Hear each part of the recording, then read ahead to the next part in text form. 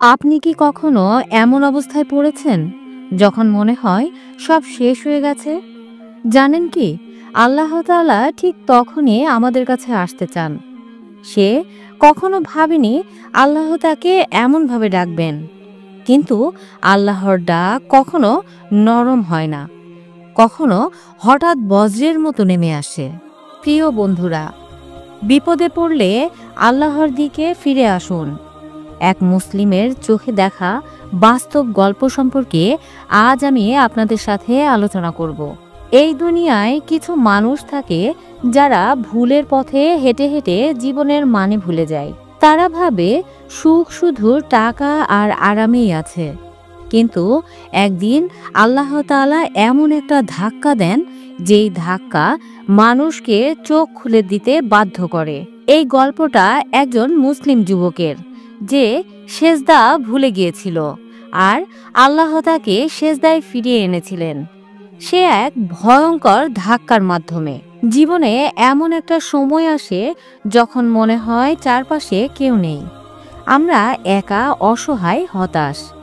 তখন মনে হয় এই দুনিয়ায় কেউ বুঝতেই পারে না আমাদের কষ্টটা।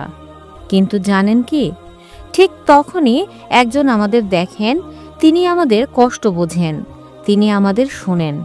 তিনি হলেন মহান আল্লাহ তাআলা। এই গল্পটা এক যুবকের গল্প। যুবকটির নাম হলো রাশেদ। রাশেদ বড় হয়েছে শহরের একটা ব্যস্ত পরিবারে। রাশেদ দেখতে স্মার্ট, শহরের একটা বড় প্রাইভেট কোম্পানিতে চাকরি করতেন। রাশেদ সালাম দিতে প্রায় ভুলেই গিয়েছেন। নামাজ কবে পড়েছিলেন তা মনেই নেই। মা যখন দোয়া করতে বলতেন, তিনি বলতেন, মা, দোয়ায় কি হবে? তার চোখে ছিল শুধু ক্যারিয়ার, পার্টি, গার্লফ্রেন্ড, স্ট্যাটাস, গাড়ি, আরও কত কিছু। বন্ধুদের সঙ্গে সময় কাটাতে গিয়ে তিনি নিজের হৃদয় থেকে আল্লাহর ভয়টা হারিয়ে ফেলেছিলেন। মাঝে মাঝে অন্তরে খচখচ করত, কিন্তু তিনি বলতেন, এখনো সময় আছে, বুড়ো হয়ে নামাজ পড়ব। হঠাৎ একদিন রাতে বাসায় ফেরার সময় হঠাৎ করে গাড়ি অ্যাক্সিডেন্ট হয়ে উল্টে যায়। তিনি ছিটকে পড়ে যান রাস্তায়। কয়েক সেকেন্ড, যেটা ছিল তার জীবনের সবচেয়ে ভয়ঙ্কর মুহূর্ত। চোখ খোলার পর নিজেকে একটা হাসপাতালের বেডে দেখতে পান। ডাক্তার বলে, আপনার পিঠে চোট লেগেছে, আপনি কিছুদিন হাঁটতে পারবেন না। প্রথমবারের মতো তার মুখে কোনো শব্দ ছিল না, শুধু চোখ দিয়ে অঝরে পানি পড়ছিল। সেই রাতেই রাশেদ বিছানায় শুয়ে শুয়ে মনে মনে বলল, হে আল্লাহ, আমি ভুল করেছি। আমি এতদিন শুধু দুনিয়ার পিছনে ছুটেছি, এবার আমি তোমার দিকে ফিরতে চাই। সেই রাত ছিল রাশেদের নূতন জন্মের শুরু। হাসপাতালের বিছানায় বসে তিনি প্রথম সূরা ফাতিহা মুখস্থ করেন। তিনি আল্লাহর কাছে কেঁদে কেঁদে তওবা করেন। মোবাইলে ইসলামিক লেকচার শোনেন, হাদিস পড়েন, সময় পেলে জিকিরও করেন। বাসায় ফিরে নামাজে দাঁড়ানো শুরু করেন।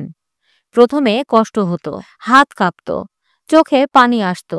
প্রতিটি সেজদা যেন ছিল ক্ষমা চাওয়ার চেষ্টায় ডুবে থাকা এক আরজি। তার শরীর ধীরে ধীরে সুস্থ হতে থাকে।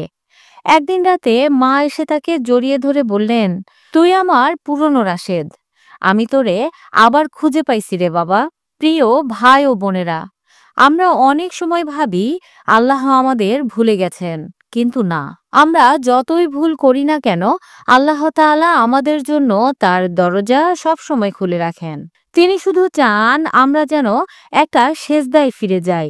আপনি যদি আল্লাহর দিকে হাত বাড়িয়ে চোখের পানি ফেলেন, তিনি আপনার জীবনের অন্ধকারকে আলোতে ভরে দেবেন। আজ আপনি যদি হতাশ হয়ে থাকেন, ভেঙে পড়েন, মনে রাখবেন আজ রাতই আপনার নূতন শুরুর রাত হতে পারে। শুধু একটা সেজদা করেন, আল্লাহ অপেক্ষা করছেন আপনার জন্য, যেমনটা রাশেদের জন্য করেছিলেন।